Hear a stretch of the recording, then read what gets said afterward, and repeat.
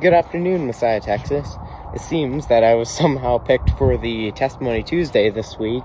I don't know how, but I was. I have notes here, so don't mind me if I look at the page a little bit. So for me, I'd say Messiah, Texas has been one of the greatest blessings in my life so far. It's helped to strengthen my faith so much, and it's brought me closer to people who believe the same way that I do. I've been able to make so many amazing friends that are going to last a lifetime, I know.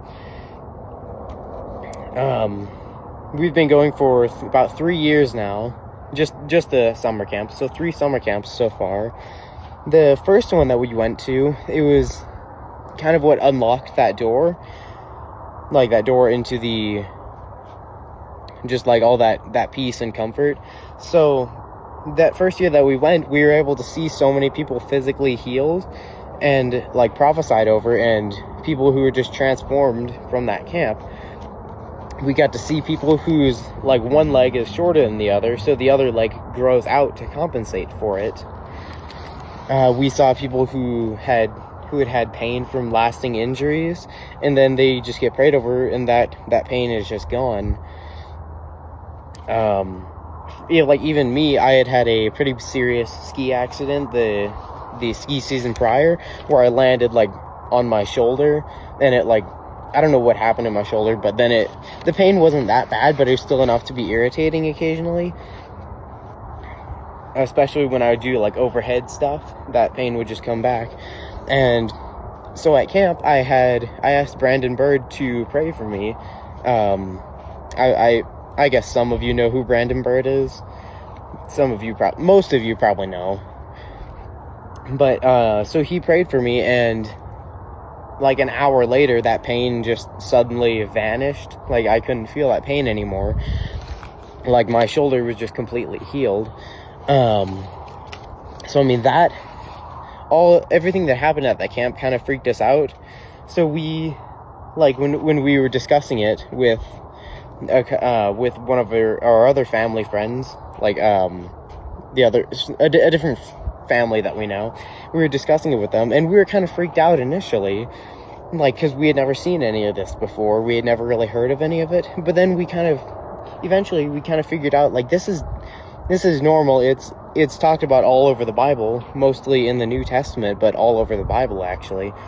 So I mean so we decided from that we would keep going to this Messiah, Texas.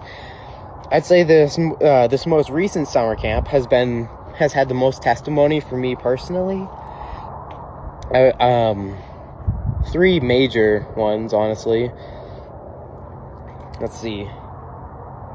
Okay, so here's the thing. So before camp, about probably a couple months before, I didn't even notice it until we went to camp, but probably a couple months before camp, I couldn't really feel any emotion whatsoever. Like I couldn't really feel happiness or anger. Sadness wasn't even a thing for me, really. Like I could express them outwardly, but not like I couldn't feel them inwardly. So some like an emotional blockage per se. So I think it was Wednesday morning, before the worship session that morning, they had all the faculty stand in the lobby, and if you needed prayer for something specific, you could go in and ask them to pray for you. So I went in and asked this specific guy to pray for me, and turns out, as chance will have it, he had been having a similar problem. He couldn't feel any sort of emotion or sadness, whatnot, for a specific massive event that had happened recently. He couldn't feel any sadness from it when he really should have. So he prayed for me, and I guess I didn't feel anything initially, but then in the worship afterwards, that I just felt that emotional block just lift. Like that wall was just broken down, just shattered completely. I could feel just pure happiness and joy. I could feel sadness from the sins that I have committed, and happiness for walking away from those sins and repenting from them. So that was absolutely amazing. It just kind of unlocked something in me that allowed me to actually feel all that the emotion that I had been missing for a couple of months before. So that's the end of the first testimony. So the second one, so I think it was the night before camp, I was praying, and Yehovah had told me that this specific person, who I'm not going to name, needed prayer for something. So I needed to go pray for/with her. So, and I was kind of kicking myself because I didn't even get around to doing that until Thursday. Like, I knew it was from God, but I was just scared to do it for some reason. So finally on Thursday, I went up and asked if she needed prayer for anything. Turns out something incredibly sad had been happening in her life recently, so she did indeed need a lot of prayer. And like I said, I had been kicking myself for not going and praying with her sooner. But here's the thing. The prayer that followed would not have been so intense had that emotional block not been lifted the day before. So when I went to go pray for her, the Holy Spirit, I could just feel the Holy Spirit speaking through me, praying the most intense prayer that I have ever felt. Like, I could just feel every word rather than just hear them. I could feel every ounce of anguish and sadness from the event, and I could just feel every word of this prayer. So even though I was mad at myself for not going and praying for her sooner, I believe that it was part of God's plan to hold me back from that for a bit. So then the third testimony, it's a little bit confusing, so I should probably just read it.